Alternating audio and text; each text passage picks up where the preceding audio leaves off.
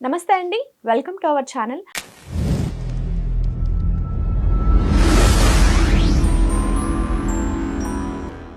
ప్రముఖ ఆధ్యాత్మికవేత్త, వాస్తుశాస్త్ర పండితులు వైవిఎస్ఎస్ గిరిరావు గారు మనతో ఉన్నారు. నమస్తే సార్. నమస్తే అమ్మా. ఇప్పుడు అంటే మన చేతికున్న 5 వేళ్ళే సరిగా లేవు. అలాంటిది ఇప్పుడు మనకు పుట్టిన పిల్లలు గానీ, వాళ్ళు ఇప్పుడు ప్రతి ఒక్కరిని కూడా ఏం చేస్తున్నారంటే కార్పొరేట్ స్కూల్‌లో వేసేసి, వాళ్ళకది వస్తుందా లేదా అని చూడకుండా ఆ పిల్లల్ని రుద్ది చదివించడం, ఆ పిల్లలు ఆ ప్రెషర్ తట్టుకోలేక చనిపోవడం అనేవి చాలా వరకు చూస్తున్నాము. ఇప్పుడు ముందు ఆ పిల్లలు ఎందులో రాణించగలుగుతారో మనం తెలుసుకుంటే, దాన్ని బట్టి వాళ్ళని ఆ సైడ్ తీసుకెళ్ళొచ్చు కదా అని నా అభిప్రాయం. అది తెలుసుకోవాలంటే ఈ హస్త సాముద్రికంలో కుదురుతుందా? ఉందమ్మా. ఏంటంటే అంటే వాళ్ళకి ఇష్టం ఉన్నా లేకపోయినా ఒక ప్రొఫెషన్‌లోకి మన ఇష్ట ప్రకారం తోసేసినప్పుడు దాని ప్రెషర్ కూడా వాళ్ళకి ఫీల్ అయ్యే అవకాశం ఉంటుంది. వాళ్ళకి ఒక్కొక్కటి ఇంట్రెస్ట్ ఉంటుంది. ఆ ఇంట్రెస్ట్‌కి వ్యతిరేకంగా కూడా చేస్తుంటాం. ఇప్పుడు దీంట్లో ఏంటంటే మనకి ఇవున్నాయి. దీన్నొచ్చి గురుస్థానం అంటారు కదా! అంటే చూపుడు వేలు కింద ఉన్నది గురుస్థానం అంటారు. దీన్ని శనిస్థానం అంటారు. దీన్నొచ్చేసి మనకి సూర్యస్థానం అంటారు. దీన్ని బుధస్థానం అంటారు. ఇది కుజుడు 2 పక్కలు ఉంటుంది. దీన్ని కుజస్థానం అంటారు. ఇది శుక్రస్థానము, ఇది చంద్రస్థానం అనుకున్నాం అనుకోండి. ఫర్ ఎగ్జాంపుల్ మీరు చెప్పినట్టుగా మన ఇష్ట ప్రకారం అంటే ఇప్పుడు ఇంజనీరింగు, డాక్టరు ఇంకో ప్రొఫెషన్ లేకుండా తయారైపోయింది జనాల్లో. అంటే ఇన్ని రకాల కొన్ని వందల కోర్సులు ఉన్నప్పటికీ పూర్వం 64 కళల్లో ప్రావీణ్యత ఉండేది అందరికీ. ఒక్కొక్కళ్ళు ఒక్కొక్క కళలోకి వచ్చేవాళ్ళు పూర్వం మన గురుకుల విద్యా విధానంలో. ఇప్పుడు వీళ్ళందరినీ కూర్చోబెట్టి ఎం బ్యాచ్ అనో లేకపోతే సి బ్యాచ్ అనో పెట్టేసి వీళ్ళనేమో సి బ్యాచ్ మొత్తం ఇంజనీరింగ్లోకైనా ఎం బ్యాచ్ మొత్తం తీసుకెళ్ళినట్టుగా వాళ్ళని అలా రుబ్బేసి ఇష్టానికి వ్యతిరేకంగా మనవాడు ఖచ్చితంగా డాక్టర్ కావాలి అని కనుక వాడిని బలవంత పెట్టేసి చేయించారనుకోండి, ప్రెషర్ అయ్యి ఇబ్బంది పడి వేరే రకం వెళ్ళటం అనేది ఒక రకం.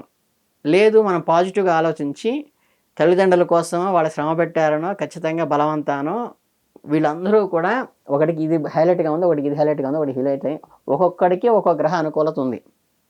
అయినప్పటికీ ఈ అందరూ కూడా 7 మంది కూడా ఒకే కోర్స్ చేసి ఒకే ఎంబీబీఎస్ తీసుకుని బయటకు వచ్చారు. వచ్చినప్పుడు ఎలా ఉంటుంది అంటే మీకు చిన్న ఎగ్జాంపుల్ చెప్తా.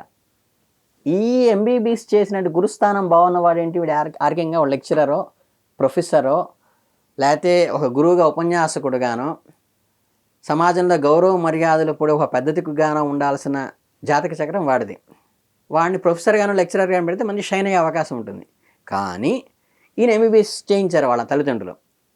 చేయించినప్పటికీ కూడా వాడికి ఉన్న జాతక ప్రకారము వాడు ఏ మెడికల్ కాలేజీలో లెక్చరర్ గానో డీన్ గానో లేకపోతే ఈ మెడికల్ ఫీల్డ్ గురించి ఉపన్యాసాలు చెప్తూ 10 మందికి మోటివేట్ చేసేవాడు గానో, అంటే జనబాహుళ్యంలోకి వెళ్ళి లేకపోతే టీవీల ద్వారా యూట్యూబ్ల ద్వారా 10 మందికి లెసన్సే చెప్తాడు వాడు. చేసేది ఎంబీబీఎస్ డాక్టర్. ఎంటర్‌టైన్‌మెంట్ ఫీల్డ్‌లో ఉంటాడు. ఎంటర్టైన్మెంట్ అని కాదు, అంటే 10 మందికి సలహాలు ఇచ్చి గురుతర భావంతో 10 మంది నమస్కారం పెట్టించుకునే స్థితిలో ఉంటాడు. ఓకే. డాక్టర్ చేతులు పట్టుకుని రోగాలు చూడడం. ఓకే. అర్థమైందా? మ్యాక్సిమం ప్రొఫెషన్ అంతా కూడా దీని మీద నడుస్తుంది. ఓకే. ఇప్పుడు ఇది స్థానం ఉందనుకోండి, ఈ శని స్థానం ఉన్నప్పుడు ఏంటంటే యాక్చువల్గా వీళ్ళు కార్మిక నాయకులు గానో లేకపోతే ఏంటంటే అట్టడుగు వర్గాలు గానో లేకపోతే డిటెక్టివ్లు గానో అవ్వాలని ఉందనుకోండి. కానీ వాడు ఎంబీబీఎస్ డాక్టర్ చేశారు వాళ్ళ తండ్రులను బలవంతాన. ఈయనేంటంటే మనకి ఈ సమరం గారిలాగా ఒక రహస్యమైనటువంటి వాటికి చేయటము, లేకపోతే ఈ మధ్య వీళ్ళకి వస్తున్నాయి ఫోరెన్సిక్ ల్యాబ్స్ అని వస్తున్నాయి. ఫోరెన్సిక్ ల్యాబ్లో ఏంటి చాలా రహస్యమైంది అది. వాడు ప్రొఫెషన్ కూడా బయటికి చెప్పకూడదు ఆ డాక్టర్. ఈ ఫోరెన్సిక్ ల్యాబ్లో ఎవరి డిఎన్ఏ ఏమిటి, లేకపోతే ఈ వెంట్రుకలు ఎవరివి, లేకపోతే ఈ గోల్డ్ ఎవరివి, ఈ ఘాట్లు బలానా వాడికి మ్యాచ్ అయిందా, వీడు నేరం చేశాడని నిరూపించడం, ఇట్లాంటివన్నీ రహస్యపూర్వకమైనవన్నీ కూడా ఈవిడ ఎంబీబీఎస్ డాక్టరే కానీ అటువంటిదే చేస్తాడు. ఓకే.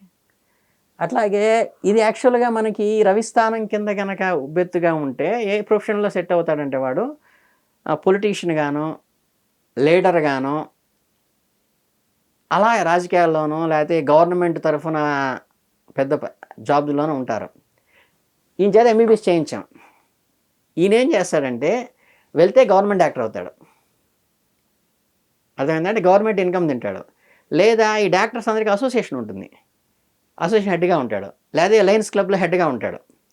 అంటే ఈ లీడర్ క్వాలిటీస్ అంటే చేయబొట్టుకుని రోగం చూడటం అనేది కామన్గా వాడు చేస్తున్నప్పటికీ కూడా లీడర్షిప్ క్వాలిటీస్కే వాడు మైండ్ అంతా లాగుతుంటుంది. ఓకే. అట్లాగే ఈ బుధస్థానం ఉందనుకోండి, యాక్చువల్ బిజినెస్ చేసే వ్యక్తిని బిజినెస్ ఆయన తీసుకెళ్ళి ఎంబీబీఎస్ డాక్టర్ చేశారు. ఆయన ఐడియాలజీ ఏంటంటే పెద్ద కార్పొరేట్ హాస్పిటల్ ఉందనుకోండి, బిజినెస్ ఎలా డెవలప్ చేయాలి, 10 మందికి ఎలా అట్రాక్ట్ చేయాలి, స్కీమ్స్ ఏమేమి కొత్త పెట్టాలి, ఈ టెస్టులన్నీ కలిపి ఈ ఈ ప్యాకేజీలో పెడితే మీకు వస్తుందని చెప్పి ప్రజల్ని అట్రాక్ట్ చేయాలి, ఇన్కమ్ ఎలా డెవలప్ చేయాలనే దాని మీదే మొత్తం వాడి లైఫ్ అంతా ఇక్కడ కొట్టుకుంటుంది. ఆయన కూడా ఎంబీబీఎస్ డాక్టరే.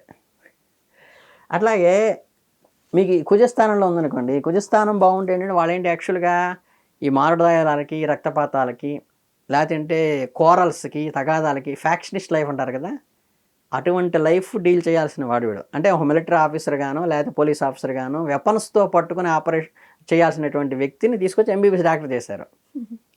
ఆయన ఎంబీబీఎస్ డాక్టర్ చేసిన మైండ్ ఎలాకెళ్ళి చెప్పుంటారా, ఆయన మామూలు ఓపీ చూడడం, ఎవరికి చేయబట్టుకుని వైద్యం చేయడు, ఎంతసేపటికి ఆ వెపన్స్తో సర్జన్గానే ఉండి ఆపరేషన్ థియేటర్ అంతా రెడీ చేసి పెడితే ఆ టయానికి వచ్చేసేసి సర్జరీ చేసి వెళ్ళిపోతుంటాడు. ఓకే.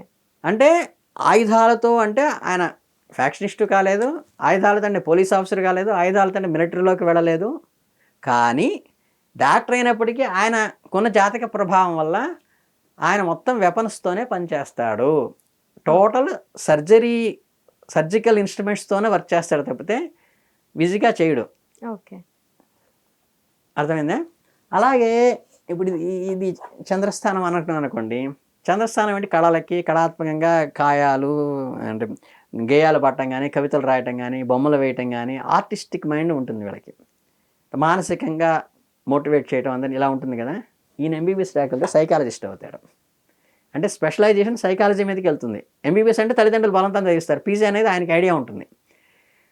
ఈయన మానసిక శాస్త్రవేత్తగా వెళ్ళి అందరికీ మోటివేషన్, ఇప్పుడు శంకరదాద ఎంబీబీఎస్లో కనుక మోటివేషన్తో రోగాలు ఎలా మార్చని చెప్తాడు కదా, ఈయన ఐడియాలజీ మొత్తం ఈయన డాక్టర్ అయినప్పటికీ కూడా బలవంతాన సైకాలజిస్టే అవుతాడు, లేకపోతే సైక్రియాటిస్ట్ అవుతాడు. సైక్రియాటిస్ట్ అంటే ఏంటంటే వైద్యంతో కూడినటువంటి మానసిక వికాసం, సైకాలజిస్ట్ అంటే వైద్యం లేకుండా కేవలం మోటివేషన్ ద్వారా మార్చడం, ఇది అవుతాడు. ఇక్కడ శుక్రుడు ఉన్నాడు. శుక్రుడు ఏంటి, ముగ్గులు వేయటానికి, బొమ్మలు వేయటానికో, లేకపోతే ఏంటంటే ఆడవాళ్ళకి సంబంధ అలంకారానికో, లేకపోతే ఈ రకమైన టెండెన్సీ ఎక్కువ ఉంటుంది. ఈయనకి భావుకత ఉంటుంది, ఈయనకేమో కళాత్మక హృదయం ఉంటుంది. ఈ కళాత్మక హృదయం ఉన్నవాడికి, ఆడవాళ్ళ రిలేటెడ్కి ఇక్కడ ఏం చేస్తాడంటే ఈయన గైనకాలజిస్ట్ అవుతాడు. ఓకే. అంటే స్త్రీ సుసంక్షేమ శాఖ ఉంది కదా, దాంట్లోకి వెళతాడు, లేదా విడిగా హాస్పిటల్ పెట్టుకున్న గైనకాలజిస్ట్ అవుతాడు, లేకపోతే కాస్మెటాలజిస్ట్ అవుతాడు. అంటే ఎంతసేపటికి సౌందర్యానికి లేకపోతే ఆడవాళ్ళకి రిలేటెడ్గా ఉన్న దాన్నే ఈయన చేస్తాడు తప్పితే వీళ్ళలాగా చేయడు. అంటే ప్రొఫెషన్ ఇది డిసైడ్ అయిపోతుంది. అర్థమైందా? అంటే ఇట్లా ఒక్కొక్కళ్ళు ఒక దాంట్లో ఉన్నప్పుడు ఒకే కోర్స్ చేసినప్పటికీ కూడా, అంటే టీచర్ ఉన్నాడు అనుకోండి, వాడికి డాక్టర్ యోగం ఉందనుకోండి, వాడు టీచర్ ప్రొఫెషన్ చేస్తూ ఎవరికి అనారోగ్యం ఈ ట్యాబ్లెట్ వేసుకో, అమాక్సిన్ వేసుకో, ఎంపిక్లాక్స్ వేసుకో, సిప్రోఫ్లాక్సిన్ వేసుకో, డాక్సైకిల్ని వేసుకో అని వీడు సలహాలు ఇస్తుంటాడు. వాడు మందులు కిట్ ఎప్పుడు దగ్గర ఉంటుంది. ఓకే. ఆర్టిస్ట్ ఉన్నాడు అనుకోండి, ఆర్టిస్ట్ మైండ్ వీడికి ప్రొఫెషన్లో ఉంది, వాడు ఇంజనీరింగ్ చేసినా, డాక్టర్ చేసినా, అక్కడేదో సంగీత కచేరీలకు వెళ్తుంటాడు, ఆయన బొమ్మలు వేస్తుంటాడు. అంటే ఏంటంటే లోపల ఉన్నటువంటి జీను ఏదో, మనకి జూనియర్ ఎన్టీఆర్ సినిమా ఉంది, క్యారెక్టర్ కొత్తగా ఉందని కానీ ఫాలో అవుతున్నాను కానీ ఒరిజినాలిటీ ఎలా ఉందని, జాతక పరంగా వాళ్ళకి ఏదైతే హైలైట్ అయ్యే అవకాశం ఉందో, ఆయన ఏ ప్రొఫెషన్ చేసినా సరే ఐడియాలజీ మాత్రం ఖచ్చితంగా అక్కడికే వస్తుంది, ఇంకో రోట్ ఉండదు. అది అంటే ఇది చూసి వాళ్ళు డిసైడ్ అయితే చేస్తే వాడికి ఏదైతే బాగుందో, ఏ గ్రహం అయితే బాగుందో అటు తీసుకెళ్తే బెటర్. ఇంకో రూట్లో దాంట్లో షైన్ అవుతాడు బాగా, ఆ రూట్లో తీసుకెళ్తే. థ్యాంక్ యూ అండి, చాలా సంతోషం.